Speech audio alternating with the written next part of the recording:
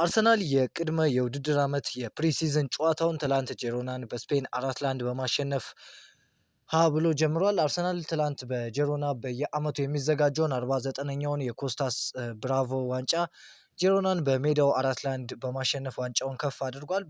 በካታሎን ሁለተኛው ዕድሜ ጠገብ የቅድመ ውድድር ዓመት ዋንጫ ጨዋታ ነበር። አርሰናልም 4-1 በማሸነፍ ዋንጫውን ማንሳት ችሏል።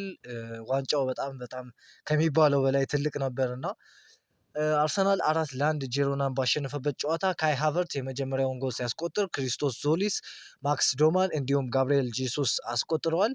በተለይ ካይ ሃቨርት የጨዋታው ኮከብ በመባል ተመርጧል። ነገር ግን ማክስ ዶማንም ጨዋታው ያሳየው እንቅስቃሴ በጣም የሚገርም ነበር እና የደጋፊዎች የጨዋታው ኮከብ በመባል ተመርጧል። የአዲሱ ፈራሚ ክሪስቶስ ዞሊስ የመጀመሪያ ግቡን ለክለባችን አስቆጥሯል። በጨዋታውም ጥሩ እንቅስቃሴ ማሳየት ችሏል። ይህንን ታዳጊ አይታችሁታል። ኢፌ ኢብራሂም ይባላል እና በመሀል ላይ ሲጫወት የነበረ ነው። በብዙዎች እየተደነቀ ይገኛል። አንዳንዶች እንደውም ከቀድሞ ተጫዋቻችን ቶማስ ፓርቴ ጋር ያመሳስሉታል። ከሌሎች ተጫዋቾችም ጋር ያመሳሰሉት ነው። ነገር ግን ጥሩ እንቅስቃሴ ማሳየት ችሏል በጨዋታው። አርቴታ ስለ ክሪስቶስ ዞሊስ ተናግሯል። ከጨዋታው በኋላ ለአርሰናል መጫወት ህልሙ ነበር እና እኛ እዚህ ያለነው እርሱን ለመርዳት ነው ሲል አስተያየቱን ሰጥቷል። ክለቡ በተላመደበት መንገድ እና ከተጫዋቾቹ በተቀናጀበት መንገድ በሱ ደስተኛ ነኝ።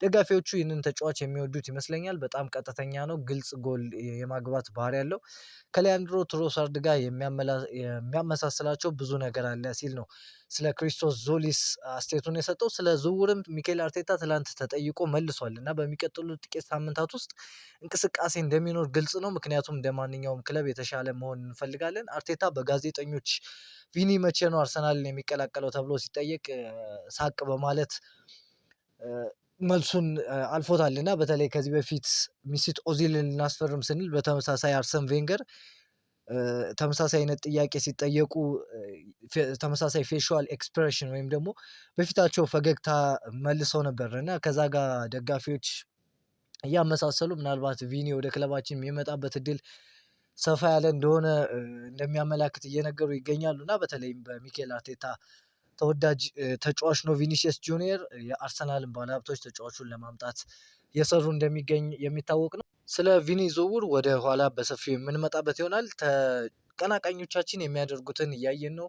እኛ በዚህ ተመልካች አንሆንም። ስለዚህ ቡድናችን ለማሻሻል በዝውውር ላይ በንቃት እንሳተፋለን። ለምናደርገው ነገር ሙሉ ቁርጠኛ ነን ሲል ሚኬል አርቴታ ሀሳቡን ሰጥቷል። በተለይ ከፒኤስጂ ጨዋታ ከዚህ በፊትም እንደገለጽኩላችሁ በንዴት ነበር ሲናገር የነበረው። ስማርት መሆን አለብን፣ አምቢሽየስ መሆን አለብን፣ እንዲሁም ፈጣን መሆን አለብን ሲል ነው በንዴት ሲናገር የነበረው እና አሁንም ሚኬል አርቴታ ያንን ጋፕ ለመድፈን በተለይ ከፒኤስጂ ጋር ባለፉት 2 ዓመታት ከአውሮፓ ቻምፒዮንስ ሊግ ውድድር ውጪ ያደረገንን እና ዋንጫውን እንዳናነሳ ዋነኛ እንቅፋት የሆነንን ፓሪስ ሰን ጀርመንን በልጦ ለመገኘትና ዋንጫውን ለማንሳት ወሳኝ ተጫዋቾችን አርሰናል ዝውውር እንዲያጠናቀቅለት ይፈልጋል እና በተደጋጋሚ እየገለጸ የሚገኘው ይህንን ነው። አርሰናልም በዚህ ሰዓት እየሰራ የሚገኘው የሚኬል አርቴታን እንዲሁም የክለቡን የደጋፊዎችን አምቢሽን እንዲሁም ደረጃ ከፍ የሚያደርግ ነገር ለሚኬል አርቴታ ለማበርከት ነው። ከእነሱ መካከልም ቪኒሲየስ እንዲሁም ብሩኖ ጊማሬሽ ይጠቀሳሉ። ሌሎችም ተጫዋቾች በሚቀጥሉት ሳምንታት እንደሚመጡ ይጠበቃል። ቪክተር ከኛ ጋር ይቆያል ሲል ሚኬል አርቴታ በትላንትናው ጨዋታ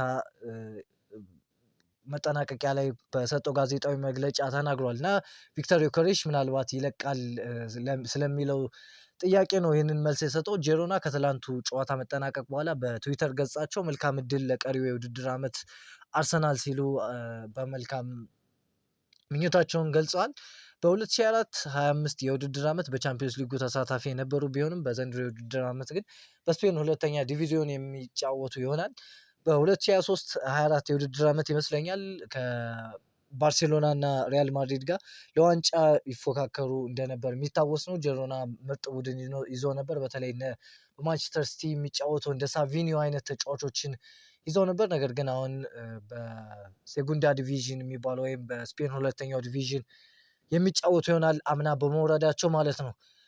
በሌላ ዜና ካይ ሃቨርትዝ አሁንም አዲስ የውድድር ዘመን አዳዲስ መመዘኛዎች አሉ። ግቦቻችንን እንደገና ለማሳካት ደግሞ የበለጠ መስራት አለብን። በእርግጥ ባለፈው ዓመት ጥሩ ጊዜ አሳልፈናል፣ ነገር ግን ደጋፊዎቻችን ለማስደሰት ተጨማሪ ዋንጫዎችም እንፈልጋለን።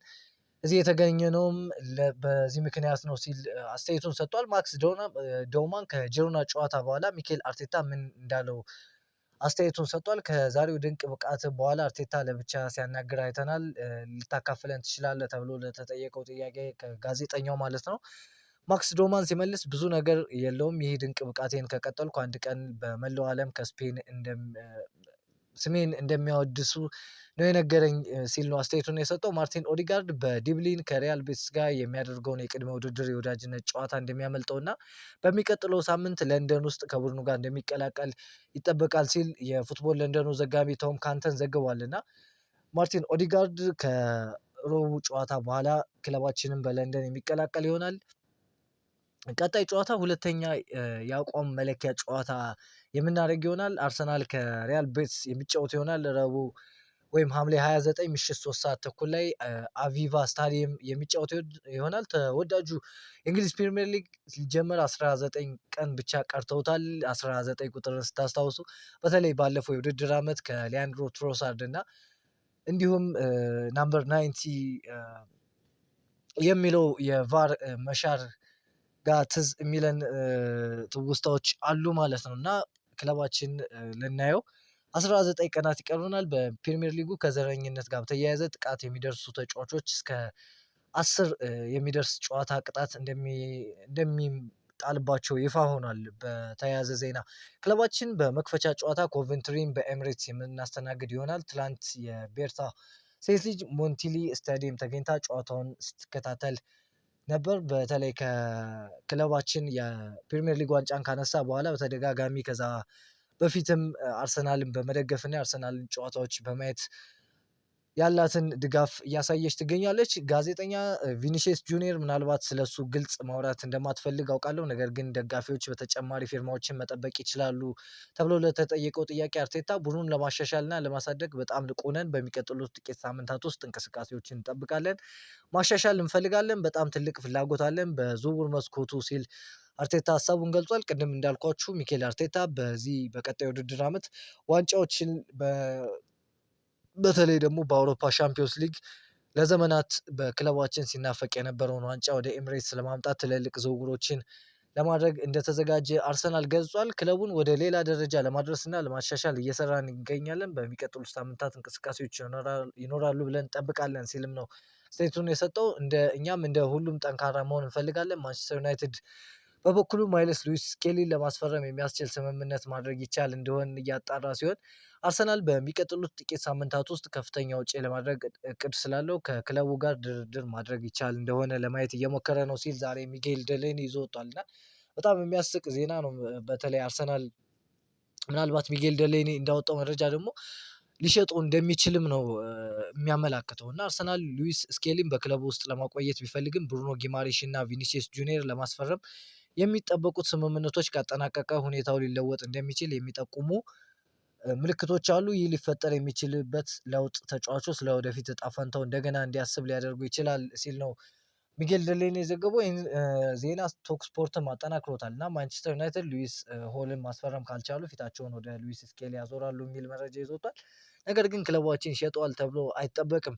ኖርጋርድ በፕሪሚየር ሊጉ ለአርሰናል 7 ጨዋታዎችን አደረገ። አንድ ጨዋታ ቋሚ ሆኖ ጀመረ። 0 የግብ ተሳትፎ፣ አንድ ፕሪሚየር ሊግ ዋንጫ አነሳ። ትላንት በዴቪድ ኦርንስቲን እንዲሁም በፋብሪዚዮ ሮማኖ እንደተረጋገጠው ክለባችንን ለቆ ወደ ኤቨርተን በ7 ሚሊዮን ፓውንድ መዘወሩ ተረጋግጧል። በኤቨርተንም መልካም ነገር እንዲገጥመው እንመኛለን። ወደ ሌላ ዜና ስንሄድ ኒውካስል አዲስ የመሃል ሜዳ ተጫዋች ለማምጣት ማቀድ ጀምሯል። በነገሩ ላይም አዲሱ አሰልጣኝ ማቲያስ ጀሴልም ይሳተፍበታል። ብሩኖ ጊማሬሽ በቅርቡ የአርሰናል ተጫዋች እንደሚሆን ይጠበቃል ሲል ፋብሪዚዮ ሮማኖ ዛሬ ላይ ዘግቧል። በተለይ ሂርዊጎ የሚል ነበር የጠበቅነው፣ ነገር ግን እስካሁን የብሩኖ ጊማሬሽ ዝውውር አልተቋጨም። አርሰናል እየታየ የሚጨመር ጉርሻ በያዘ አጠቃላይ 75 ሚሊዮን ፓውንድ ክፍያ ብሩኖ ጊማሬሽን ለማዛወር ሙሉ በሙሉ ከስምምነት ደርሷል የሚል መረጃ ነው ፐርፕል ፓነል የዘገበው። ታማኝ የሚባል ምንጭ ነው። በኢሳን ካህን በበኩሉ ደግሞ ብሩኖ ጊማሬሽ ሰኞ ዕለት ከአርሰናል ጋር የሕክምና ምርመራ ያደርጋል ተብሎ ይጠበቃል ሲል ዛሬ ላይ ዘግቧል።